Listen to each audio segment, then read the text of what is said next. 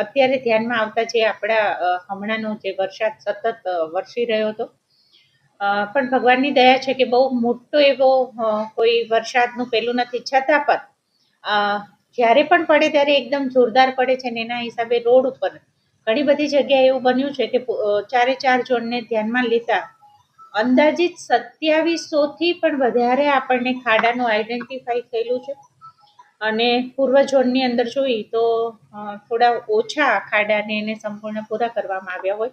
પશ્ચિમ ઉત્તર અત્યારે એવું છે કે જેટલા ખાડા આપણને અધિકારી શ્રી તરફથી જે કંઈ માહિતીઓ મળતી હોય ને એમના રાઉન્ડ ટેબલ ઉપર અથવા તો રાઉન્ડ ધ ક્લોક એમના નિરીક્ષણ પ્રમાણે આ ખાડા 2700 થી મોર ધેન છે.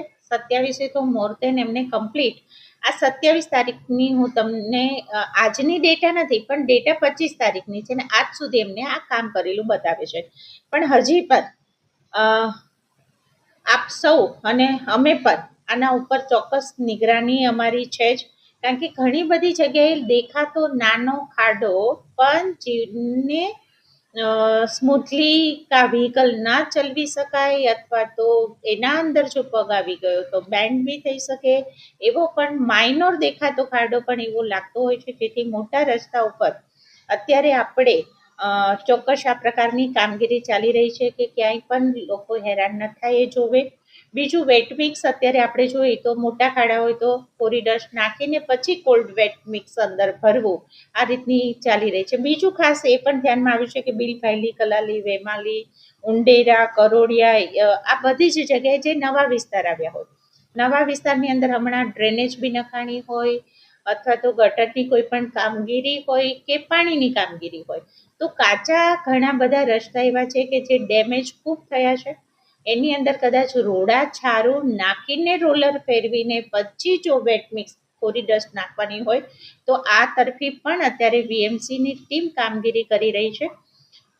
પણ સૌ આપ લોકોને, વડોદરા વાસીઓને, મીડિયા મિત્રોને અમારી ખાસ આપ સૌને જ્યાં પણ આપના ધ્યાનમાં કંઈ પણ વિગત આવે તો લોકો હેરાન ન થાય અને પૂરતી માહિતી કોર્પોરેશનને પણ મળી રહે.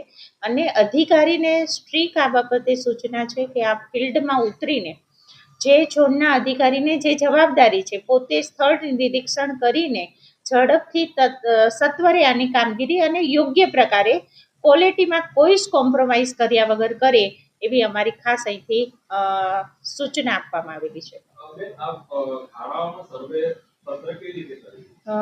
અત્યારે અધિકારી થ્રુ થઈ છે પણ ક્યાંક આપણને એવું લાગ્યું છે કે સચોટ માહિતી આપણા સુધી ન પહોંચી હોય અથવા ન પહોંચી હોય.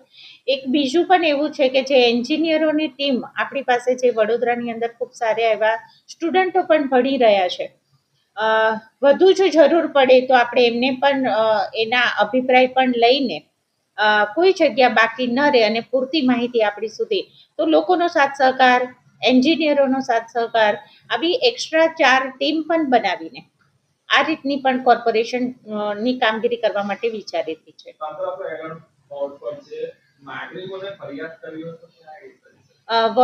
કોર્પોરેશનનો ટોલ ફ્રી નંબર પણ હોય છે. એ ઉપરાંત દરેક વોર્ડની આપણી કચેરી પણ છે, પોતાની કચેરીમાં જઈને કહી શકતા હોય છે. એમના કોર્પોરેટરના નંબર ઉપર પણ કહી શકતા હોય છે. તો દરેક કોઈ પણ નજીક તમારા ઘરની પાસે વડોદરા વાસીઓને કહે છે કે જ્યાં કાઉન્સિલર રહે છે એમનો પણ સંપર્ક કરો, વોર્ડ ઓફિસનો સંપર્ક કરો અથવા તો ટોલ ફ્રી નંબર ઉપર કોર્પોરેશનની પણ વેબસાઇટ અપડેટ પૂરેપૂરી છે. ઓનલાઈન કમ્પ્લેન પણ કરી શકતા હોય છે. આપ આપના ઘર પાસેનો ફોટોગ્રાફ સાથે પણ કેટલું આ રીતનું નુકસાન છે એવી પણ વીએમસી ઉપર આપ અપડેટ અમને અહીં સુધી પહોંચાડી શકતા હોય છો. તો ચોક્કસ સૌની સજાગતા એ જ આપણા માટે અગત્યની વસ્તુ છે. તો અધિકારી અને વડોદરાવાસીઓ આવો સૌ સાથે મળીને જે કંઈ વરસાદને કારણે આપણને રોડ રસ્તા ઉપર થોડી પણ જે ખાના ખરાબી થઈ છે એને પરિપૂર્ણ કરવા માટે થઈને સૌ સાથે મળીને આ કામગીરીમાં આપણે જોડાઈએ.